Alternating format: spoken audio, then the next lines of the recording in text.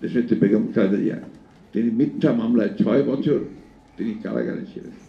ফ্যাসিবাদের নায়ক শেখ হাসিনা পালিয়ে গেছেন। আমাদের প্রায় 2000-এর মতো নেতাকর্মীকে গুলি করে হত্যা করা হয়েছে। 1,45,000 মামলা করা হয়েছে আমাদের 60 লক্ষ মানুষের বিরুদ্ধে। হাসিনার পাশে থেকে, হাসিনার সঙ্গে থেকে তার দোসর হয়ে তারা মানুষের উপর নির্যাতন নিপীড়ন করেছে, লুটপাট করেছে। মানুষের বসবাসের জন্য যোগ্য সমাজ নির্মাণ করা, সেই লক্ষ্যে আমরা 15 বছর ধরে লড়াই করছি। এর মধ্যে আমাদের অনেক বন্ধু, অনেক সহকর্মী প্রাণ দিয়েছেন। আমাদের প্রায় 800-র মতো নেতা কর্মী তারা গুম হয়ে গেছে। এর মধ্যে আমাদের এমপি ছিলেন ইলিয়াস আলী, সেলিম, পারভেজ সহ অনেক ছাত্র নেতা, যুব নেতা তারা ছিলেন। আমাদের প্রায় 2000-এর মতো নেতা কর্মীকে গুলি করে হত্যা করা হয়েছে। 1,45,000 মামলা করা হয়েছে আমাদের 60 লক্ষ মানুষের বিরুদ্ধে 15 বছরে। আমার মনে হয় বিএনপির একটা মানুষও খুঁজে পাওয়া যাবে না যার বিরুদ্ধে মামলা নেই, সেই ইউনিয়ন পর্যায় থেকে শুরু করে একেবারে কেন্দ্র পর্যন্ত। যে আমরা রাষ্ট্র ব্যবস্থার সংস্কার চাই, পরিবর্তন চাই, এবং আমাদের মধ্যে যে যুক্তিটা ছিল এইটাকে লক্ষ্যে আমরা আন্দোলন করব, ফ্যাসিবাদকে পরাজিত করে আমরা একটা নির্বাচনে যাব। সেই নির্বাচনে আমরা আবার ঐক্যবদ্ধ হয়ে আমরা অবশ্যই 31 দফাকে বাস্তবায়িত করব। আমাদের সমস্ত শীর্ষ নেতাদেরকে গ্রেফতার করে নিয়ে যাওয়া হয় এবং পরে আমিও তখন গ্রেফতার হই। আমাদের পরে বাধ্য হয়ে আমাদের নেতৃবৃন্দ সেই জনসভাটাকে নিয়ে যান, সমাবেশকে নিয়ে যান গোলাপবাগে, মনে আছে আপনাদের?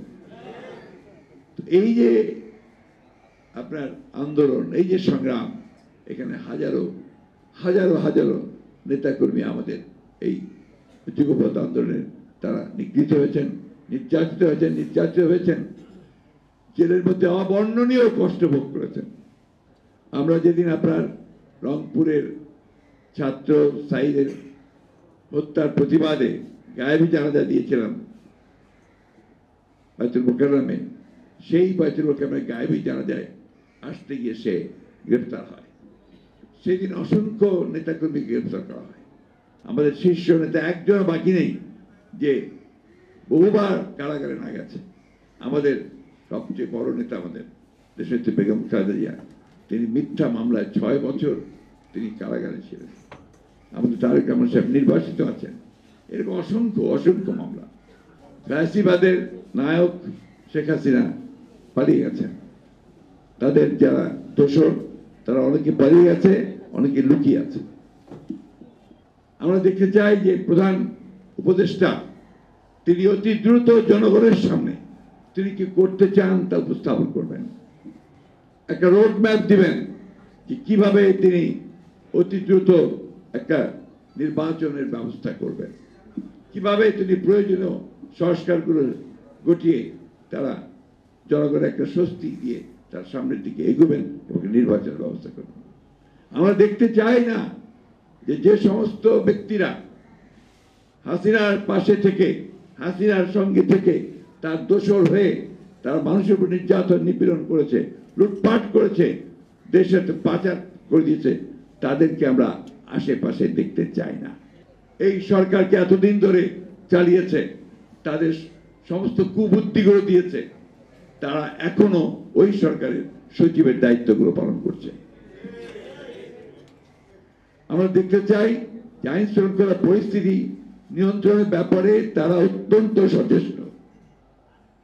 এই ব্যাপারে আমরা তাদেরকে সর্বাত্মক সহযোগিতা দিয়েছি, দেব এবং এখনো দেব।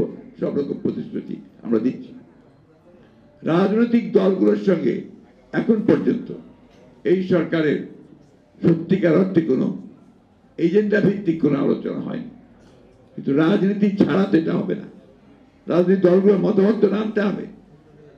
রাজনীতি ওই জায়গাটাই রাজনীতি, যে জায়গায় তারা বসে আছেন ইন্টারিম গভর্নমেন্টে, এইটাই হচ্ছে রাজনীতির জায়গা।